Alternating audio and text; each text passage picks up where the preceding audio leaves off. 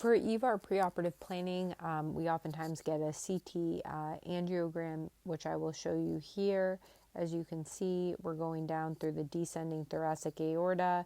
It comes out, and you can see sort of the aneurysmal degeneration here with a long neck, and then it clearly is aneurysmal with good iliac arteries. The other thing we oftentimes want to assess are the femorals, as that's how our primary axis is. So we use these CTAs to determine what is the device we should use. Here's just kind of a general information as to the device. So one is Zenith Cook device.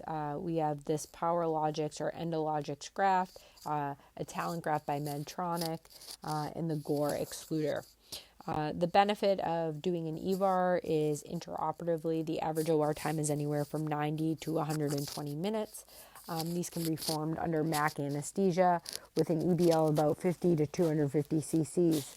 The most common complication is difficulty with access, and that is occurring interoperatively. EVAR complications in general have device migration is a very low risk, and we'll get into what happens with device migration. It can lead to stent fracture or endoleak, with significant risk factors being a short neck, severe angulation, or oversizing. You can have a risk of limb occlusion, which can result in acute limb ischemia, stent graft infection, which is very rare, and endoleak. And to give you guys a sense, just so we're all on the same page, so endoleaks can occur. There are 5 specific types. Here is type 1. So type 1 is one that would occur in the operating room and would need to be fixed at the time.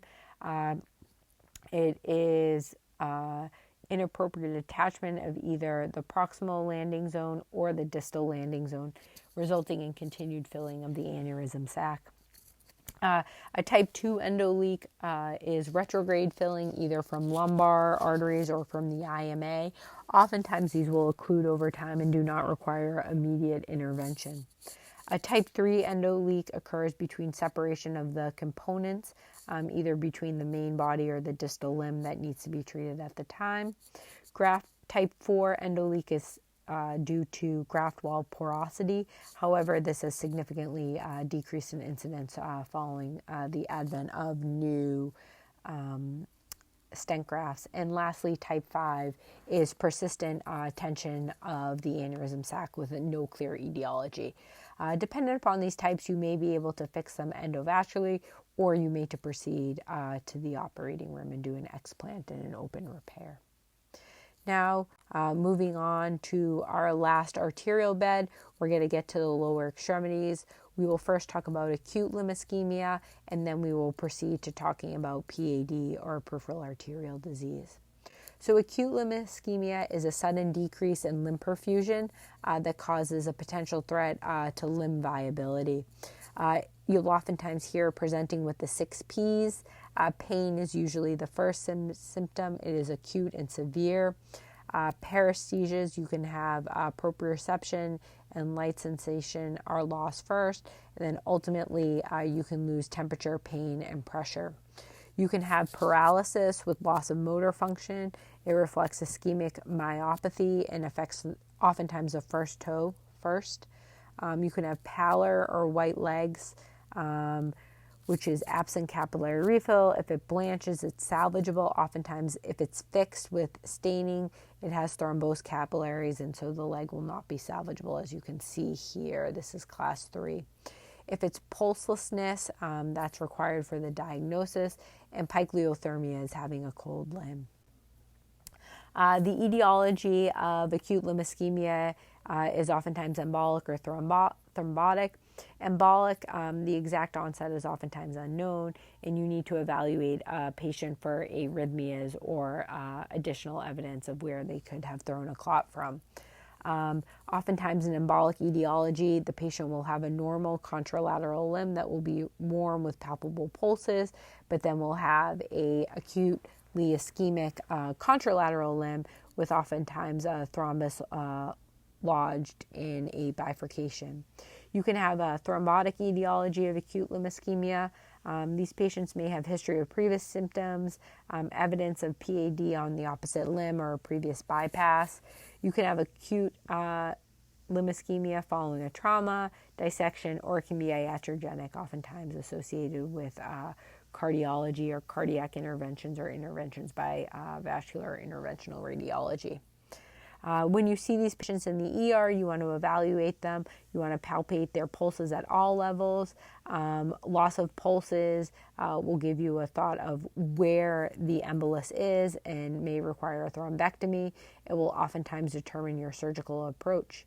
When you're thinking about the source, cardiac, you want to think about atrial fibrillation, mural thrombus after an MI, ventricular aneurysms, cardiomyopathy. If it's non-cardiac, you want to think about aortic peripheral aneurysms, ulcers, prior cath, or venous emboli if the patient has evidence of a PFO.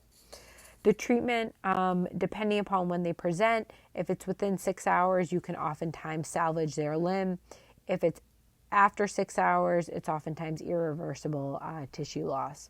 You want to start anticoagulation immediately. You want to give this patient a bolus of heparin and start them on a heparin drip. You can think about performing a thrombolysis in which you infuse TPA into them. However, this is contraindicated if they have a history of active bleeding, recent stroke, GI bleed, pregnancy, or uncontrolled hypertension. Surgery is something you can proceed with. You can either do a cut down in an embolectomy or a suction embolectomy, and intraoperative lysis. The complications following acute limb ischemia are not insignificant. So as you reperfuse the leg, you can have significant reperfusion syndrome, and there can be a washout of potassium resulting in hyperkalemic arrest if you are not careful.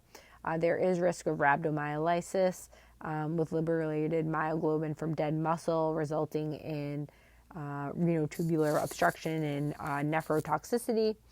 For patients, depending upon how long they have been ischemic for, they are at risk for developing compartment syndrome with increased tissue edema, decreased capillary blood flow. Oftentimes these patients, if you do not perform a prophylactic fasciotomy, will present with pain out of proportion and pain on passive stretching.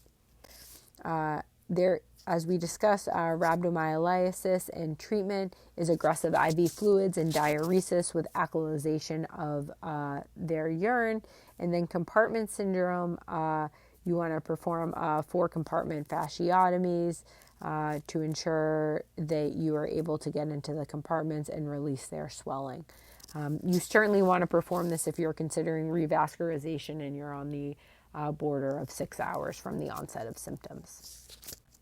So when we think about limb ischemia, there's acute limb ischemia, but then there's also the chronic disease.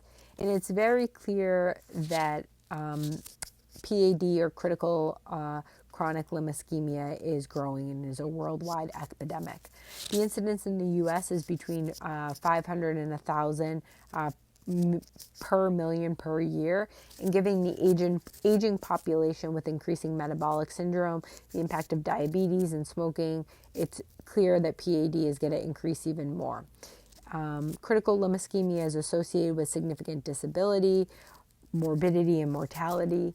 If you do not have successful options for revascularization, over 20 to 40% of these patients will require an amputation. And once you have an amputation, about 20% of those patients will ultimately die. With the 4-year mortality in a German study ranging from anywhere from 52 to 64% following the diagnosis of critical limb ischemia. As we discussed, it affects about 8 to 12 million people in the U.S. It is increasing. To give you a sense of how common it is, about 1 in every 20 Americans who are over the age of 50 have peripheral arterial disease, and those patients who are diagnosed with peripheral arterial disease are about 2 to 5 times higher to die of death than those without.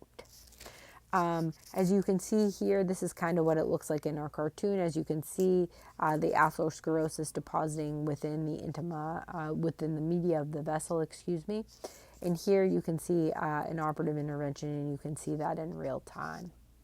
There's a spectrum of PAD. So there are patients who are asymptomatic. There are patients who claudicate. And so when we think about claudication, those are those patients you see at the grocery store, the airport, or walking, and then ultimately kind of need to sit down and take a rest to, let their blood vessels fill. It's just like they're exercising and they're feeling fatigue. You can have evidence of rest pain.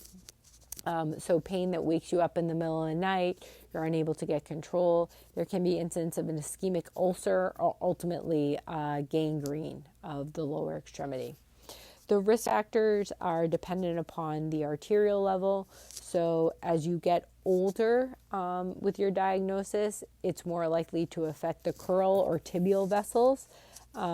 This red overlay on the cartoon illustrates the associated risk factor with the atherosclerotic disease. Males in general are more likely to have iliac or tibial disease, where females are much more likely to have iliac or fempop disease and tibial disease. Diabetes, we know, is a significant risk factor for crural disease. Hypertension affects all arterial beds evenly, and smoking and hyperlipidemia primarily affect those of the iliac disease. The clinical feature are oftentimes patients will complain about pain, usually in their calves when they're exerting themselves. And as we discussed, it will be relieved by a short rest of about 2 to 5 minutes. It's generally reproducible as they continue to walk. On physical exam, you'll often notice hair loss or hypertrophic nails, atrophic muscles, and the patients will oftentimes not have palpable pulses. This can be diagnosed through lower extremity arterial anatomy. And just to make sure we're all on the same page and talking about things, so here's your abdominal aorta. It then branches into your common iliac artery, which then subsequently branches into your internal and external iliacs. Your external iliac will continue on to give you your common femoral.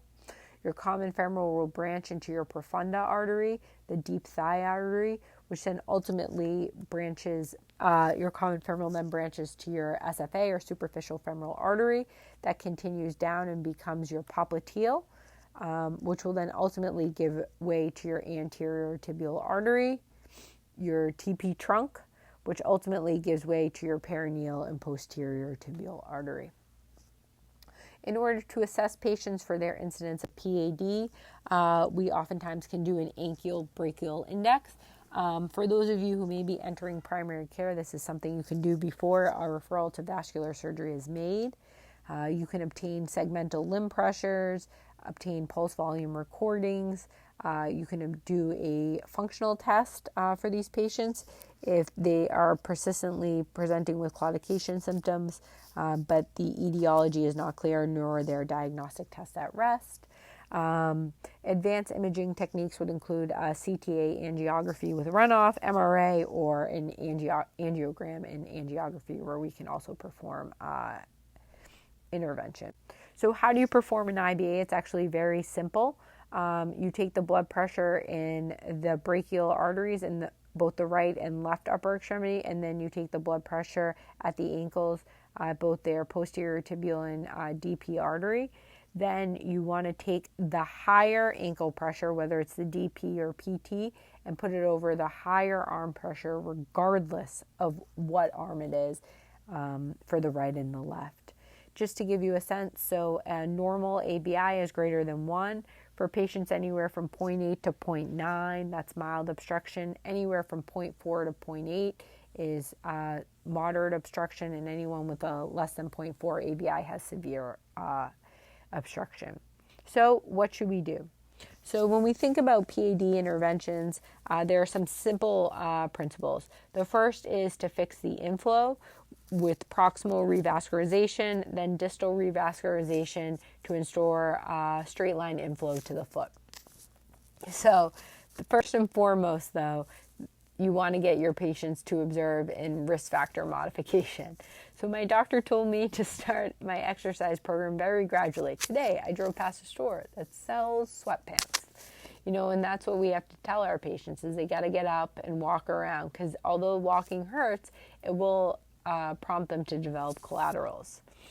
So risk factor modification is important. Smoking cessation, as we discussed. observed exercise. So encourage your patients to ambulate about 30 minutes, 3 to 4 times a week. This may significantly help in their symptoms, ensuring that their blood pressure is adequately controlled, their diabetes is adequately controlled, as well as their high cholesterol. These all are goals to provide relief of symptoms. There are drugs that you can take, primarily Celestazol, which is a PDE inhibitor, which can cause some vasodilatation, although it's not necessarily clear what patients may benefit most from this medication. And there's also significant contraindications with any evidence of coronary artery disease. But, you know, this is vascular surgery, and what do you want to think about? So when we do think about intervening, we need to understand that all interventions require a balanced understanding of the risk and benefits. You know, the risks are that we can cover collaterals and that we can actually make the patient worse. But the benefits are that we can improve their patency and we can help them walk. So when we think about it, we want to make sure we adequately treat their wound, and then we can talk about revascularization. You can either proceed with endovascular or open surgery, and our goal is to promote limb salvage and limb survival.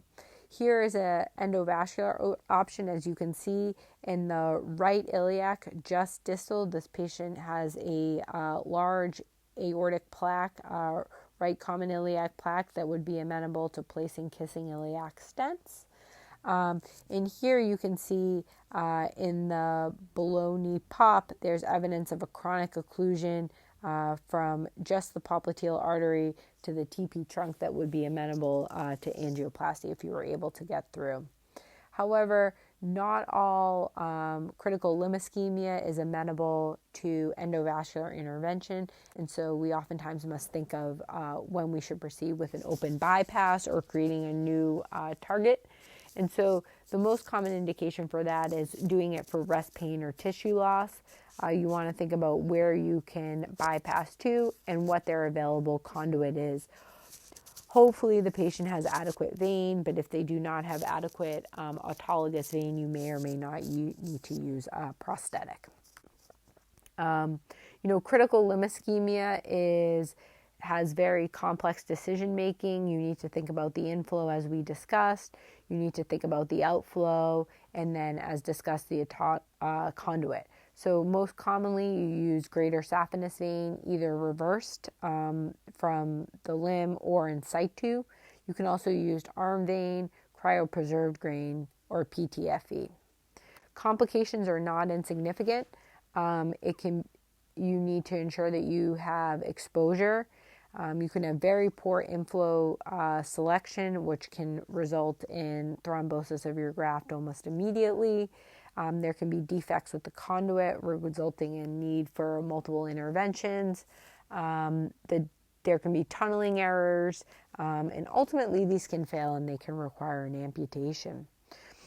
Just to give you guys a sense of amputations and where we proceed, working our way up from the toes to the hips. You can do a partial foot amputation, whether it be a ray amputation or transmetatarsal, or a Sims amputation, depending upon the level. You can proceed with ankle disarticulation. The ones we most commonly perform in vascular surgery are below knee amputations or transtibial. If a patient is infected, you can proceed with a knee disarticulation just to get the dead limb off. You may need to proceed with an above knee amputation, hip disarticulation, or hemipelvectomy.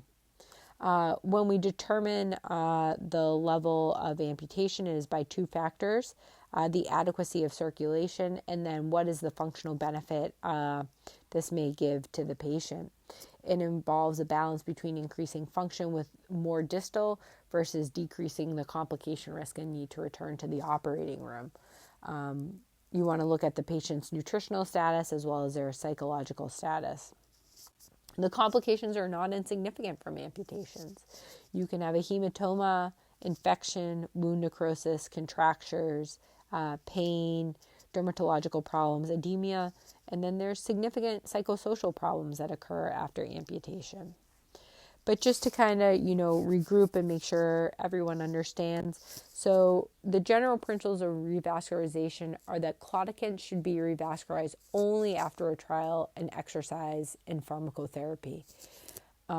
Inflow and outflow should always be addressed prior to revascularization. You want to always address inflow first. And then you can consider distal revascularization if the patient has associated breast pain or tissue loss. And remember, amputation is not a failure, and sometimes for a patient, it is the best option. But when we think about limb preservation and critical limb ischemia, I want to just make it clear that it is a multidisciplinary approach. It's paramount to the success of any limb salvage program. It should occur early on when early intervention achieves the highest rate of limb salvage. Wound care needs to be integrated, advanced podiatric care, reconstructive care, medical care through infectious disease, endocrinology, nutrition are all important. PM&R, primary care, orthotics, all of these things go into play to ensure that a patient has excellent survival. Lastly, as we move out of arterial beds, I just wanted to touch briefly on venous disease because we can work with venous disease as vascular surgeons. When we think about venous disease, the four common things are deep venous thrombus, which will most commonly be IVC filters that I'm just going to discuss with you briefly. Reflux disease for those patients who have lower extremity varicosities who may need an intervention, pelvic congestion or nutcracker syndrome. I'm sure many of you have seen IVC filters. Oftentimes we place those for patients who have either a PE or a DVT with a contraindication for anticoagulation, whether that be intracranial hemorrhage, GI bleed, or recent surgery. These are examples of all the different filters that have been placed currently and in the past. But as I'm sure you're all aware of, IVC filters are certainly not without their complications and can result in cable thrombosis. They can actually be thrombogenic in origin. They can penetrate actually the IVC wall and move into the duodenum liver and cause pancreatitis. They can embolize and they can fracture. There's actually a huge movement on Twitter to ensuring getting these filters out. So that's just kind of a brief synopsis of vascular surgery, and it's been a whirlwind to kind of go through all the arterial vascular beds and just give you guys a brief synopsis of venous disease. But, what I hope you can take away from this is that vascular surgery is an exciting field. It's clear that we operate all over the body. We have high acuity with large cases, but, we do have an outpatient-based practice for those of you who may want to be more in the outpatient setting, and the field is continually advancing. So I thank you so much for the invite to present here. Here is my email if you all have any questions, and I hope you all have a wonderful day. Thank you.